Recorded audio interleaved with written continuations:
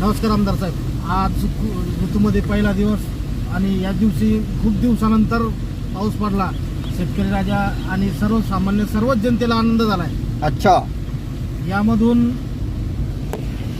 जी पेरणीची लगबग सुरू होणार आहे, या पेरणीच्या लगबगीमध्ये बी भरण्यासाठी आणि बी भरण किंवा बी बियाण्यासाठी शेतकऱ्यांसाठी मदतीसाठी आपण काय करू इच्छिता? आता मी कसं आहे, कृषी अधिकारी साहेबाला भेटून तात्काळीनं त्याची भेट घेणार. आपल्या देऊळगाव राजा आणि सिंदखेड राजा मधून आपले कृषी अधिकारी साहेब त्यांची तात्कालीन भेट घेऊन त्याला मी विचारणार, तुम्ही शेतकऱ्याला जे बियाणे दिले त्याची जलमरी झाली का नाही ते मी पहिली चौकशी करणार. कारण की शेतकऱ्याला आज रोजी निसर्गानं आज पाणी पडला ते मला बी आनंदाचा झाला आहे आणि शेतकऱ्याला बी आनंद झाला आहे. आज रोजी शेतकऱ्याला जर तुम्ही ते बियाण्याची जलमरी नाही केली तर पुढं भविष्यात शेतकऱ्याला धोका होईल. कारण की कसा धोका होईल, शेतकऱ्याचे बंदे जमिनी अंगावर पडून. त्याच्यामुळं मी तात्काळीनं कृषी साहेबांची आणि सगळ्यांची भेट घेऊन चर्चा करणार आहे आणि चर्चा करून हे पहा पेरणी लागवडीची तयारी सुरू हे काय लागवड सुरू आहे.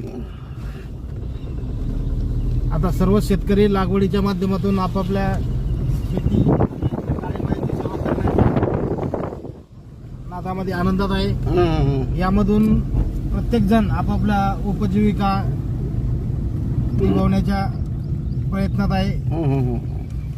अच्छा.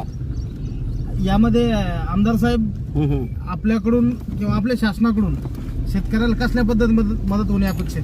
शेतकऱ्याला कसं आहे, ते बियाणं भेटते तीच मदत आणि भविष्यात पुढं आता हे खत औषधाचे भाव वाढले त्याच्यासाठी आम्ही तात्काळीनं त्याच्यावर आंदोलन किंवा उपोषण त्याला आम्ही सक्रिय राहणार आहे आणि शेतकऱ्याला कोणताही त्रास नाही झाला पाहिजे त्या उद्देशानं आम्ही सक्रिय राहणार आहे. आणि शेतकऱ्याला कुठंतरी आता आज रोजी शेतकऱ्याचं जीवन म्हणलं तर या जमिनीवरच आहे. आज रोजी जमीन पिकन तेव्हा शेतकरी कुठंतरी त्याच्या मुलाला याला त्याला खर्च करू शकतो शिक्षणासाठी आणि त्याचं जीवन बंद शेतकऱ्याचं याच्यावर आहे, आपलं शेती पिकावर आहे. मी स्वतः एक शेतकऱ्याचा पुत्र आहे, तुम्ही एक शेतकऱ्याचा पुत्र आहे. तुम्हाला तर बराच अभ्यास आहे, तुम्हाला कळत आहे. त्याच्यामुळं शेतकऱ्याला आज निसर्गानं साथ दिली. त्याच्यामुळं मी परमेश्वराला असंच प्रार्थना करतो. बघा, यावर्षी सुरुवातीला मान्सूनचे काही दिवस कोरडेच गेले.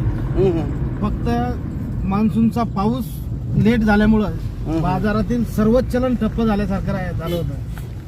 अहो, शेतकरी मोठे कष्टामध्ये होते. आज रोजी शेतकरी मोठे टेन्शनमध्ये होते. आज रोजी पाऊस नव्हता ना तर शेतकऱ्याला मोठं टेन्शन आलं तर कसं जीवन आपलं होईन पुढं भविष्यात. तर आता हे कुठंतरी शेतकऱ्याला मोठा दिलासा झाला. हे कुठंतरी हे झालं, पाणी पडलं नाही. आपली शेती पिकली म्हणजे शेतकऱ्याच्या खिशात पैसा आता सगळ्या जगाच्या खिशात. बरोबर. त्यासाठी शेतकरी जगला पाहिजे, शेतकरी वाचला पाहिजे. जय जवान जय किसान. जय जवान जय किसान जय महाराष्ट्र.